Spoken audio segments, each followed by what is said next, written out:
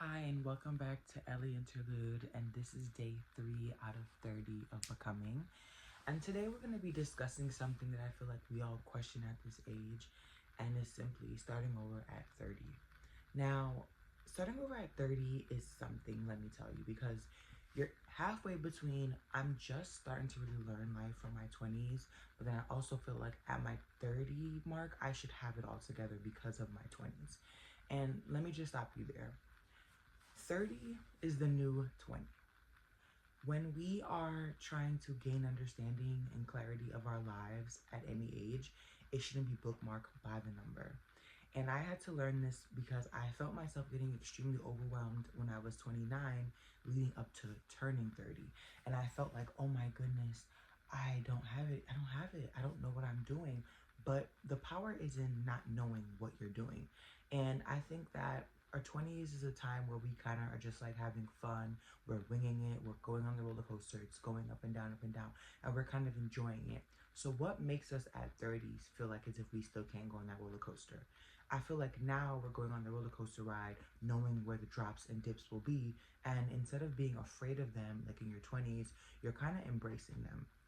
30 for me has been a bit challenging because, I moved from New York City to LA when I was in my early 20s, and I really had to find my foot in my direction of what I wanted to do. And, thank God I kind of knew what I wanted to do when it came to fashion. I feel like moving to LA when I was in my early 20s, I felt like it really helped me to just simply be able to like understand life very early. And I think that because of that, I have just been like winging it. But I'm 30 now and I really want some sense of stability. And I don't want the stability to feel from a place of like me not succeeding at anything because I have time. I always reference saying that like right now we're actually in the first season of Sex in the City, if you think about it. All those women were really like just in their early 30s when they started having these experiences in New York City. So I'm considering my life as such versus it being that I'm 30 and I don't have it all together. I think as long as at 30 you have a direction of what you want to do, I think it just takes that consistency to take it to the next level. And as long as you're willing to simply explore whatever that is that you want to do, you should just try. 30, I feel like at 30, a lot of people feel like you should have a person, you should be getting married, you should be having kids. And it's like, why?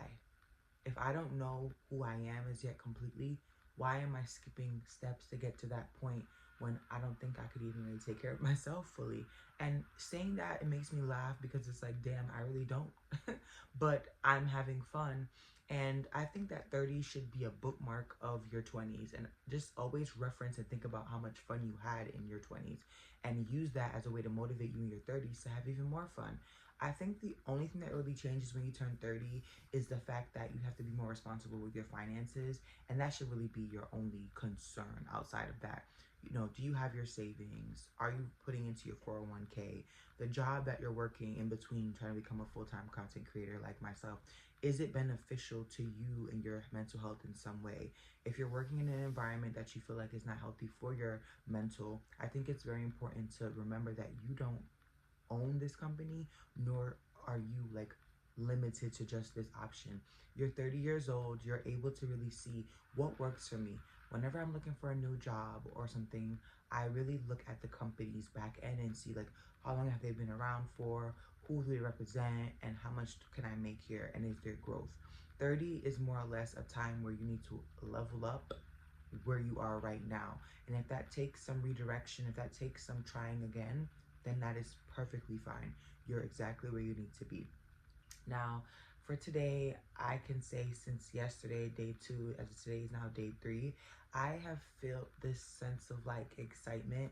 We just hit 17 subscribers, and if you're watching this, please do not forget to subscribe because this really helps the channel to get pushed into the ethos, and it helps to resonate and find people that are also on this same journey. And again, this channel is just to kind of create that buffer and sense of comfortability if you are also on this journey at this age or at any age. I'm here to motivate and inspire, and I would love to really connect with as many people as possible. Don't forget to like as well. It just helps to, again, push the content into the algorithm, and I'd really appreciate that. So for day 3, speaking of 30, our bodies get older. We're getting to that 30, 35, 40 mark. I'm actually about to go to my primary care doctor just to get a physical and check in and make sure everything is okay. I woke up with a little bit of a knee pain today, and I think it was just how I slept last night. But today is a beautiful day. You know, we're going to acknowledge it as such and just check in with our bodies to make sure that we're doing okay. I think it's so important at the 30 mark to make sure that you're going to your appointments, your dentist, your gyno, your primary, your ear doctor, you know, just making sure that your body is okay. I think that blood tests are extremely important. Again, I'm not a doctor, but I'm just referencing things that I've been doing since I've turned 30 and really just honing into my health. That's another thing I want to talk about when turning 30. Your health is so imperative and important in you being here for as long as you can and for you showing up as your higher self. I take a series of vitamins every day. Right now, I'm on a multivitamin as well as a probiotic and prebiotic, and as well as I take ashwagandha at night as a way to kind of calm my mind and help me sleep better. I have seen a big difference in taking these vitamins and supplements when it comes to my energy and wanting to really be proactive. So I highly recommend that. I get mine personally from Sprouts, but Amazon is always a good choice. But as a woman, I think you should be taking your pre and probiotics because they help with the girl, keeping her all set. Because when you turn 30, your body changes, and maybe our eating habits have to change, maybe our drinking habits have to change, but it doesn't have to not exist. It can just kind of change and be a bit more controlled, so to speak. So this is a shorter video today, but I do thank you for watching. I'm looking forward to seeing you in day 4. Hope you have a great day today and stay tuned. Bye.